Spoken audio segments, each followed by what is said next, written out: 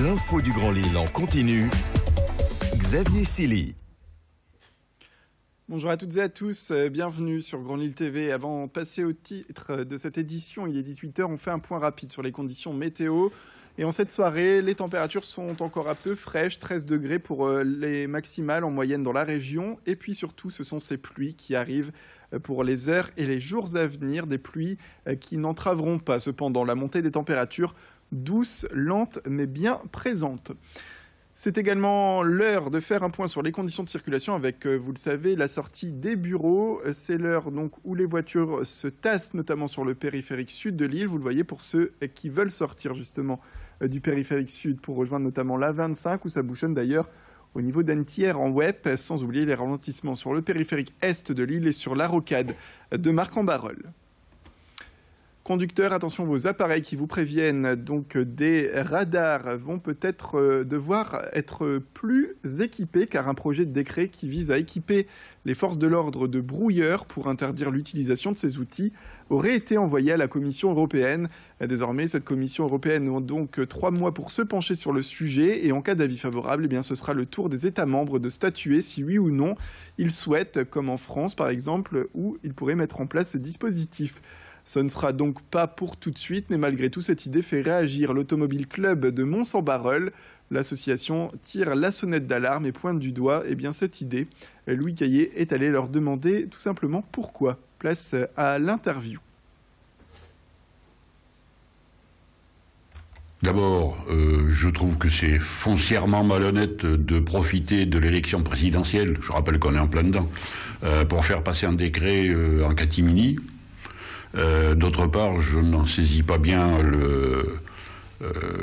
l'utilité au niveau de la sécurité routière. Je tiens à rappeler quand même, quand on regarde les chiffres sur un an, parce qu'il ne faut pas regarder les chiffres sur 15 jours, l'accidentologie a baissé. Bon, il y en a toujours trop, on est entièrement d'accord. Mais jouer sur l'aspect terrorisme, enlèvement, pour faire passer une action de répression des automobilistes nous semble, j'allais dire, à la limite amorale. On en vient aux élections présidentielles. En cette période de campagne du second tour, Marine Le Pen et Emmanuel Macron se disputent la place de président et les syndicats interpellent donc les deux candidats. La CGT a organisé son traditionnel cortège lors du défilé du 1er mai, ainsi que la CFDT et les autres syndicats. Et la CGT a appelé notamment au retrait de la loi El Khomri. Elle demande également aux candidats un SMIC à 1 800 € net, l'égalité salariale et professionnelle entre les femmes et les hommes, sans oublier la réduction du temps de travail à 32 heures par semaine et la retraite à 60 ans. La CGT et la CFDT n'ont pas été liées durant la manifestation, en tout cas le 1er mai. Louis Caillé a en tout cas rencontré les représentants de la CGT pour faire un point sur la mobilisation et surtout leurs revendications. Aujourd'hui, Marine Le Pen représente l'extrême droite et donc représente le fascisme. Il faut le dire. Ensuite, Macron, il représente le capital. Donc nous, on n'a pas de consigne de vote. C'est pas une question de consigne de vote, c'est une question de lutte de classe. Et donc à partir de là, c'est comment on crée le rapport de force pour répondre aux revendications des salariés. On n'a pas, nous, à choisir entre l'un ou l'autre, ou même entre ni l'un ni l'autre. Par contre, dès le 1er mai, 14 manifestations dans le Nord pour partir au combat et pour continuer le printemps de lutte sur les revendications des salariés. C'est ça qui est important et c'est ça qui nous anime. Autre image, autre rencontre dans cette édition entre des auteurs de romans et des élèves de 6e de l'institution Sainte-Odile à Lambersart. Un rendez-vous qui a eu lieu vendredi à l'occasion du Salon du Livre qui va se tenir d'ici 2 semaines dans la ville avec près de 150 jeunes qui sont réunis pour des ateliers littéraires notamment au sein de l'école. Dans cet établissement scolaire, chaque année, un prix littéraire est décerné par les élèves, il faut le rappeler, avec aussi un club d'écriture qui se réunit tous les midis. Les professeurs donc mettent l'accent sur le français et sa mise en valeur à travers les mots. C'est une action qui, selon cette équipe pédagogique, séduit de plus en plus de jeunes. Explications complémentaires avec justement une des auteurs présente pour parler de son livre auprès des élèves. Elle était au micro de Louis Caillé. c'est plutôt l'idée d'échange et de communication. Après, tout le monde n'est pas obligé d'aimer lire ou d'aimer écrire, mais voilà, ce qui m'importe vraiment, c'est de montrer que finalement, et ça, ils ne le croient pas tous, tout le monde a de l'imagination, que l'imagination, ça se travaille, que les rêves qu'on a, parce que moi, c'était un de mes rêves d'enfance, d'écrire, on peut les toucher finalement et y arriver.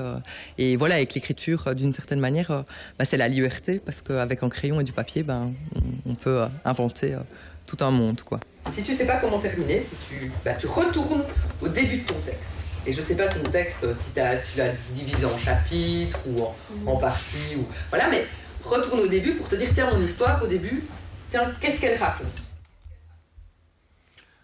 Un peu d'amour en ce début de printemps et on présente cette nouvelle manière made in Lille de rencontrer l'amour sur Internet. Jean-François Carré, vous le voyez sur ces images, c'est un Lillois, un ancien adepte des sites de rencontres qui a décidé de trouver une alternative à ces sites pour trouver l'âme sœur. Le nom de cette initiative, c'est Face Live. Elle est en expérimentation depuis 3 mois et cette plateforme digitale permet aux utilisateurs qui s'inscrivent à des événements culturels sélectionnés d'opter pour une option Face Live. C'est donc l'idée de cette application qui devrait voir le jour en septembre si tout va bien. Alors les utilisateurs justement s'inscrivent d'abord pour participer à ces événements parce qu'ils ont envie de participer à un concert ou à une exposition proposée par Face Live en partenariat avec les billetteries et ils ont alors l'occasion de retrouver les autres utilisateurs de Face Live à un endroit donné et pendant la manifestation tout simplement grâce à une alerte sur smartphone. Je propose d'en savoir plus justement sur cette application qui devrait arriver, on le rappelle, en septembre avec l'initiateur de Face Live.